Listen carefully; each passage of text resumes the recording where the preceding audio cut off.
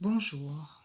Aujourd'hui, j'aimerais bien vous parler des raisons qui poussent une personne à rentrer dans une relation, dans une mauvaise relation, et aussi des raisons qui font en sorte qu'elle va persévérer dans cette mauvaise relation. Alors, je ne sais pas si cette vidéo va s'adresser à tout le monde, mais j'essaye de transmettre ce que j'ai pu observer ou ce que j'ai eu comme expérience. Peut-être qu'aujourd'hui, je vais m'adresser aux personnes qui ont une très grande sensibilité. Je ne sais pas.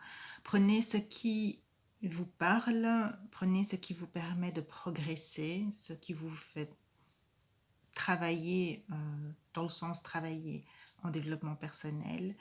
Laissez ce qui ne vous touche pas, ce qui ne vous parle pas. Essayez de rentrer en résonance avec vous-même. Donc aujourd'hui, j'aimerais bien savoir un petit peu, analyser plutôt, les raisons qui font qu'une personne est capable de rentrer dans une relation de manipulation, dans une relation abusive et d'y rester un certain nombre d'années. Alors le point de départ, je pense que la personne a vécu dans une famille dysfonctionnelle et qu'elle n'a pas eu le temps ou même l'idée d'entamer un travail de développement personnel. Alors pourquoi? Eh bien parce que on sort de cette famille dysfonctionnelle, on est jeune, donc ça fait partie des erreurs de jeunesse. On croit tout mieux savoir que tout le monde et on est persuadé aussi, je pense, que d'avoir conscientisé le problème familial, de s'être juste dit, eh bien voilà, je ne commettrai pas les mêmes erreurs. On pense que c'est suffisant pour ne pas commettre les mêmes erreurs. Et ça, c'est faux. Donc ça va engendrer une répétition probable des schémas familiaux et donc, dans le choix du partenaire va faire partie de ce schéma familial parce que vous n'avez pas encore travaillé et c'est via ce biais-là, via ce choix-là, que la vie va vous présenter un événement, que la vie va vous forcer quelque part à rentrer, à entamer un développement personnel. Alors vous allez peut-être me dire, oui, c'est cher payé parce que peut-être que vous allez patienter 10 années avant de commencer à travailler sur vous-même. Mais d'un autre côté, si je vous dis, euh, avant de rentrer en relation, prenez le temps pour vous, restez 5 ans, 7 ans, 10 ans, et prenez ce temps pour analyser quels sont vraiment vos besoins, pour essayer de mieux vous connaître, pour vraiment savoir ce qui vous convient. Ben vous allez me dire, mais non, moi j'ai envie d'avoir une vie amoureuse. Donc vous voyez, enfin maintenant je l'ai dit, donc peut-être que certaines jeunes filles vont m'entendre et vont m'écouter. Alors un deuxième point, c'est que notre environnement est le reflet de qui nous sommes. Donc la personne que nous rencontrons, qui fait partie de notre environnement, est le reflet de ce que nous acceptons de recevoir. Alors, est-ce qu'on accepte de recevoir des choses positives ou est-ce qu'on est calibré pour recevoir uniquement des choses négatives? Donc cette personne va être le reflet de ce que nous acceptons de recevoir. La personne que nous rencontrons est aussi le reflet de ce à quoi nous croyons avoir droit. Et la personne que nous allons rencontrer est le reflet de ce que nous pensons devoir mériter. Donc vous voyez, il y a cette influence du vécu personnel et à cette influence du vécu personnel va aussi se greffer l'influence de l'inconscient de la collectivité. Donc c'est aussi quelque chose qui va planer sur les choix que nous allons faire. Il y a un autre phénomène qui rentre dans nos choix, c'est l'influence de la basse estime de soi. Cette influence a lieu dans le cadre du choix du partenaire. Donc si nous avons une basse estime de nous-mêmes, nous ne nous autoriserons pas à croire à un beau mariage. D'ailleurs, il y a des études scientifiques qui le démontrent et qui montrent que dans le cas d'une personne à basse estime, si le choix du partenaire se fait sur un court laps de temps, par exemple, vous êtes dans une soirée et vous avez envie de draguer, vous choisissez votre partenaire, à ce moment-là, comme vous n'avez pas eu le temps de réfléchir, il se peut que vous choisissiez quelqu'un à haute estime. Mais de manière générale, quand on a beaucoup plus de temps, quand l'échéance est beaucoup plus longue, la personne à basse estime va choisir un partenaire également à basse estime En faisant ça, elle se permet donc de ne pas avoir cette exigence de prestation vis-à-vis de son partenaire. Elle ne se sent pas obligée de maintenir un certain standing et elle s'attend à ce que le partenaire, mais de manière inconsciente bien sûr, sait à quoi s'attendre parce que lui aussi est à basse estime. Et c'est un peu ce qu'on rencontre dans le cas de la manipulation. Vous ne vous autorisez pas à avoir grand. Et la victime, donc, n'a pas une haute opinion d'elle-même. Elle ne se permet pas de choisir quelqu'un de brillant, quelqu'un de positif, quelqu'un qui a une énergie portante. Elle va plutôt choisir quelqu'un qui est dans une vibration basse, dans une énergie basse, aussi basse que la sienne d'ailleurs. Tandis que le manipulateur, qui lui est effectivement un personnage à basse énergie, mais le manipulateur est bluffé par l'image imaginaire qu'il a de lui, hein, donc il n'est pas narcisse pour rien. Il se croit supérieur, il croit mériter quelque chose de mieux et sans doute quelque chose qu'il n'a pas reçu dans son existence. Il va s'allier à quelqu'un qui va lui permettre de se hisser plus haut. Donc, quelque part, le manipulateur a déjà pu déceler un potentiel chez sa victime que vous-même, donc la victime, dont la victime n'a absolument pas conscience. Donc, quand on est dans une relation avec une mauvaise personne, c'est que de manière globale, on manque de respect par rapport à soi-même. Donc, la vie va se charger de faire en sorte que vous compreniez en fait que vous manquez de respect par rapport à vous-même, et rencontrer ce genre de relation, c'est aussi une manière qu'a la vie de vous forcer à rentrer dans ce travail et dans ce développement personnel. Alors bien sûr, on a le libre arbitre, hein, voilà, le libre arbitre, c'est le choix qu'on a de vouloir entendre cet appel, de vouloir en faire quelque chose, et on peut choisir de ne pas vouloir entendre cet appel et de continuer à rester dans une situation de souffrance, parce que dans cette situation de souffrance, il se peut qu'il y ait des bénéfices secondaires qui, à ce moment-là, sont plus importants pour la personne que son propre développement. Donc ça, ce sont des situations qui arrivent fréquemment. Et donc, la question reste encore, oui, mais pourquoi est-ce que j'ai rencontré comme difficulté une relation abusive? Pourquoi est-ce que j'ai pas rencontré comme difficulté une relation qui entraîne des problèmes d'argent, ou bien comme difficulté, voilà, la maladie? Ça, c'est une question où je pense que une des clés intéressantes dans l'analyse de cette problématique, c'est de savoir, c'est lié à ce potentiel qui est en la victime. Je pense que c'est vraiment quelque chose qui fait la différence dans le choix des relations. Donc, de manière générale, le gros problème qu'a l'être humain, c'est de s'aimer soi-même. Donc, la personne ne s'aime pas assez, et de ce fait, elle délaisse son pouvoir dans les mains d'une autre personne. Et je crois que dans la vie, enfin, j'ai pas rencontré des milliards de cas, mais par rapport aux cas que j'ai rencontrés, il me semble que je peux de plus en plus voir un certain phénomène, j'observe un certain phénomène, et ce phénomène est le suivant, c'est que je trouve que beaucoup de personnes qui ont été dans ce processus de manipulation sont des personnes qui sont, entre guillemets, désincarnées. C'est-à-dire qu'elles ne sont pas en train de pleinement vivre leur vie.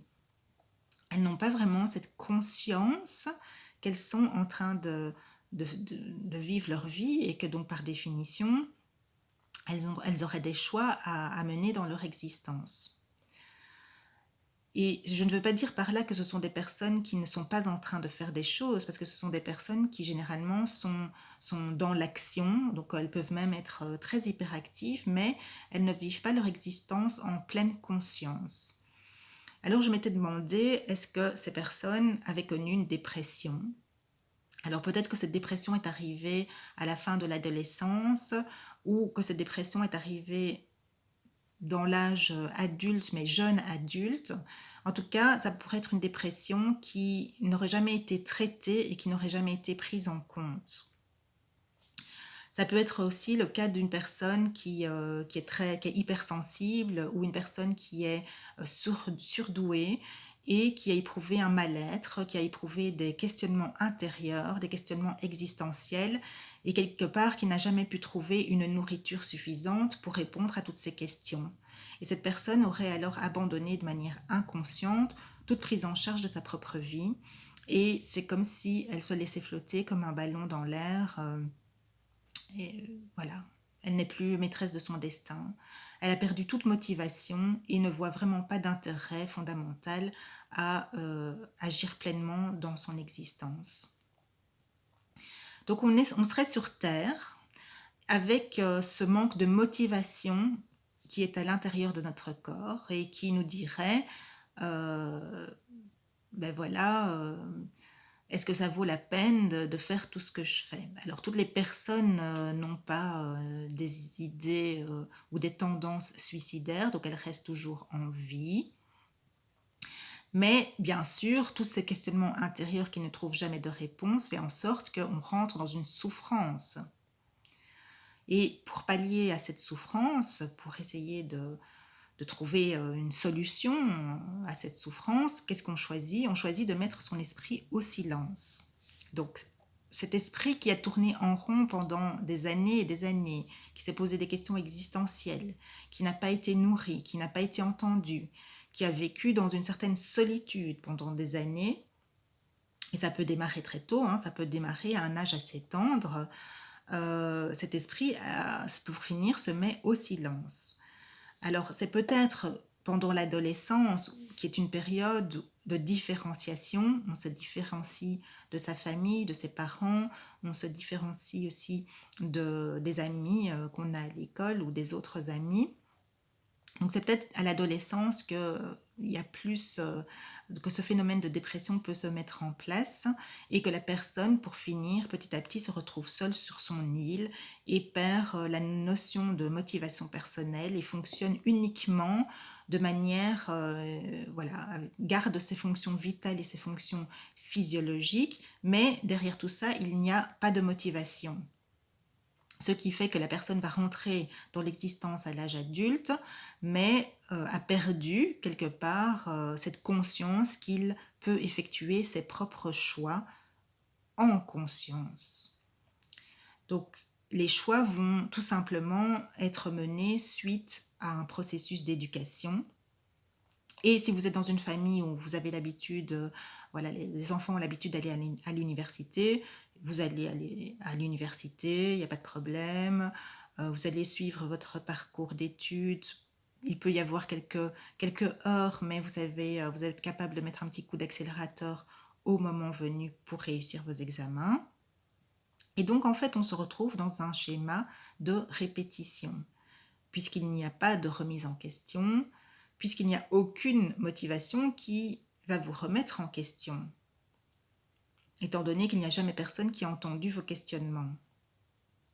Alors peut-être que je m'adresse aussi à une certaine tranche de la population, je dirais la population pré-génération millénium, donc cette population qui n'a pas bénéficié des moyens de communication qu'on a à l'heure actuelle, donc d'Internet, de YouTube, mais aussi de toute la vulgarisation autour de la problématique du mal-être. Et donc peut-être que je m'adresse à une tranche de la population, allez, je vais élargir, on va dire 30-35 ans et plus. Donc 30-35 ans et au-delà de 30-35 ans. Alors, ben, est-ce que tous ces gens-là, tous les gens qui se sentent concernés, à qui ce que je dis parle, est-ce que tous ces gens-là auraient appuyé sur le bouton pause à un moment donné de leur existence? Et de ce fait, il se peut que vous ayez rencontré des mauvaises personnes, des personnes qui ne vous apportent absolument rien, mais alors absolument rien, mais qui vous permettent de vivre une vie un peu comme tout le monde. Vous rentrez dans le système, vous rentrez dans le modèle, Vous avez fini vos études, vous avez trouvé un métier, vous vous mariez. En définitive, c'est pas si compliqué que ça, et vous faites une vie normale, mais sans pétillement, sans brillance, une vie normale. Cette situation a fait en sorte que vous vous êtes désintéressé de vous-même. Donc personne ne vous a d'ailleurs appris à vous intéresser à vous-même. Vous n'avez pas été le centre d'intérêt, vous n'avez pas été reconnu comme individu, comme individualité. Alors c'est pas parce que vos parents ne vous aimaient pas, d'ailleurs vos parents vous ont peut-être et très certainement montré de l'affection, mais ce qu'il y a c'est que vous aviez besoin de cette petite parole, vous aviez besoin de ces mots, de cette phrase qui aurait pu vous aider à prendre conscience que vous êtes un individu précieux, car je pense que vous êtes quelqu'un qui avait un caractère pour lequel il est vraiment important de sentir qu'au moins une personne dans l'existence vous trouve particulière. Et je pense que ça répondrait déjà à pas mal de vos questions. Mais voilà, vous avez été traité comme tout le monde, il n'y a pas eu de différence, et vous n'avez pas ressenti cet élan d'affection, d'amour dont vous auriez rêvé. Alors, je ne dis pas que vous avez la prétention de vous sentir plus important qu'un autre, qu'un frère, qu'une sœur, mais vous n'avez pas ressenti ce petit plus qui fait toute la différence et qui pour vous était vraiment si important car cela vous aurait donné de l'assurance quant à votre particularité et quant à votre individualité. Et le fait de ne pas avoir été reconnu comme individu à part entière, le fait que vos particularités n'ont pas été reconnues, ont fait que, en définitive, vous êtes rentré dans la masse. Et pour rentrer dans la masse, vous vous êtes déconnecté. Il y a une partie de vous qui vous êtes déconnecté de votre physique et de votre physiologie. Donc il y a une partie de votre esprit, de votre capacité à ressentir que vous avez parqué dans un monde extérieur et il y a une autre partie de votre esprit qui est capable de vous faire fonctionner physiologiquement, mais donc vous êtes loin d'être dans l'entièreté de qui vous êtes. Et vous n'êtes pas capable de vous en rendre compte à ce moment-là, parce que vous êtes anesthésié. Donc cette partie d'esprit et d'intelligence que vous avez déposée à un certain endroit, vous l'avez anesthésiée. Vous avez déshumanisé le rapport que vous entretenez avec vous-même, ne fonctionnant plus que par l'extérieur et pour l'extérieur, pour les autres, pour le travail, pour la famille, pour les enfants. Et donc vous êtes rentré en quelque sorte dans cette machinerie. Ce manque de reconnaissance de votre unicité vous a fait énormément souffrir.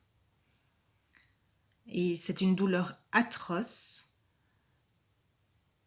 mais probablement que vous n'avez même pas eu l'occasion de mesurer l'importance de cette souffrance et que vous n'avez pas eu l'occasion non plus de mesurer ce que cette souffrance allait engendrer si elle n'était pas entendue. Alors là, je parle donc de ces fameuses blessures. Alors, il ne faut pas toujours considérer ses parents ou les personnes qui sont à l'origine de cette blessure comme des monstres. Ce n'est pas ça, mais c'est le fait que la manière dont vous avez vécu la blessure et ce que ça a généré comme, oui, de votre point de vue, c'est cela qui est important et qu'il faut observer. Mais vous êtes une personne qui a énormément de résilience. Et donc, vous êtes capable, malgré tout, malgré cette souffrance, vous êtes capable de fonctionner normalement, entre guillemets, normalement, grâce à cette résilience. C'est pour cela que de l'extérieur, eh bien, personne ne voit votre problème. Et vous-même, d'ailleurs, vous ne voyez pas votre problème. Donc le monde extérieur va peut-être même penser que vous êtes Wonder Woman ou Superman. Et malgré cette situation, vous êtes capable de vous en sortir. Donc, il se peut d'ailleurs que les gens soient à vous en vouloir et à vous jalouser. Mais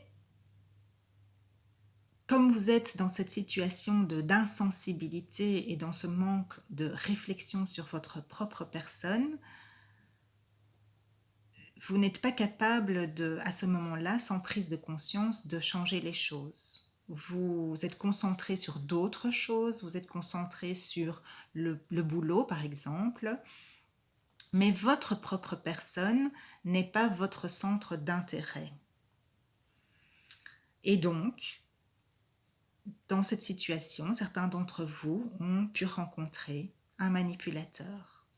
Un manipulateur qui, lui, a bien vu qu'il y avait du potentiel, mais qui va bien se garder de vous le dire. Donc il a quand même perçu quelque chose, il a perçu votre potentiel. Car le manipulateur a un odorat vraiment développé, très très fort développé, et des sens bien affûtés. Alors, il ne va pas pouvoir complètement pénétrer tout votre mode de fonctionnement, et d'ailleurs ça va être un atout pour vous qui va vous permettre de rester en vie et de vous en sortir par la suite. Et puis, il y a donc certains aspects qu'il ne va pas pouvoir transpercer, tout simplement parce que vous-même, vous les avez mis de côté, donc vous ne les mettez pas au grand jour. Mais il a perçu votre résilience et votre potentiel, et c'est ça qui l'intéresse. Et c'est ça dont il a envie d'utiliser, qu'il a envie de mettre à sa disposition. C'est-à-dire tout ce qui reste de vous, ce qui vous a permis de terminer vos études, ce qui vous a permis d'avoir un métier, voilà, votre avancée professionnelle. Et on peut dire que tout cela, ça peut tenir jusqu'à la crise de la quarantaine. Tout ce modèle peut tenir jusqu'à la crise de la quarantaine. Donc vous voyez que vous êtes quand même capable de fonctionner dans ce système, dans ce modèle pendant 20 ans. Car vous avez beaucoup de résilience, vous avez beaucoup d'intelligence, mais vous avez zéro motivation, car vous avez perdu ce questionnement par rapport à votre individualité, par rapport à cette question fondamentale de qu'est-ce que je suis venu faire sur Terre. Alors, une fois qu'on prend conscience de tout cela, on pourrait retourner dans tous ces questionnements qu'on avait au début de notre vie. Mais je pense que si on essaye de répondre à toutes ces questions, ça va prendre un certain temps pour sortir de la relation de manipulation. Je pense que la réponse finale, en fait, c'est d'apprendre à vous aimer, car vous manquez d'amour pour vous. Donc, c'est de retrouver cet amour fondamental, donc l'amour avec un grand A, un grand M, un grand O, un grand U, un grand R, un amour englobant, un amour qui vous a reconnu, un amour qui vous dit « oui, vous êtes unique, oui, vous êtes parfait dans votre unicité, oui, on vous attendait, et oui, vous êtes à la bonne place ». Un amour qui vous chérit, un amour qui inonde votre cœur d'une rosée matinale, un amour qui vous fait monter les larmes aux yeux. Et cet amour, vous ne le recevrez pas de l'extérieur, mais vous le recevrez de l'intérieur. Cet amour, vous pouvez vous l'apporter, et tout cela va vous apporter la délivrance et la libération. Je pense que apprendre à vous aimer vous-même va répondre à votre manque de reconnaissance. Et à partir de là, votre renaissance va venir d'elle-même. Vous saurez exactement ce dont vous avez besoin et vous allez être capable de vous procurer tout cela. Ça va être votre travail, ça va être votre quête, votre réalisation. Et la réponse à tout cela va éclairer toute votre vie. Et je pense qu'à partir de ce moment-là, vous allez retrouver cette motivation dans votre existence.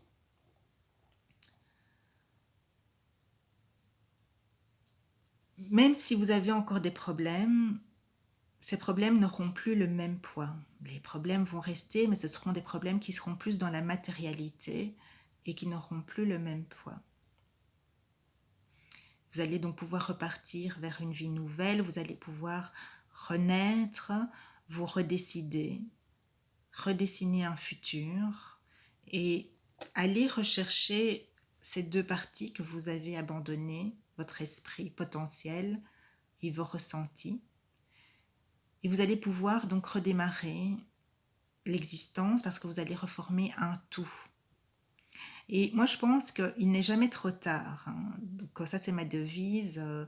Il n'est jamais trop tard pour se redécider. Et je pense que même si on se redécide 30 secondes avant son dernier souffle, eh bien, on a le droit de le faire. On a le droit de choisir cet engouement. On a le droit de choisir cet espoir. On a le droit de choisir cette opportunité. On a le droit de se redonner cette chance à soi-même. Et cela, on peut le redécider chaque jour, chaque minute, chaque seconde. Il n'est jamais trop tard.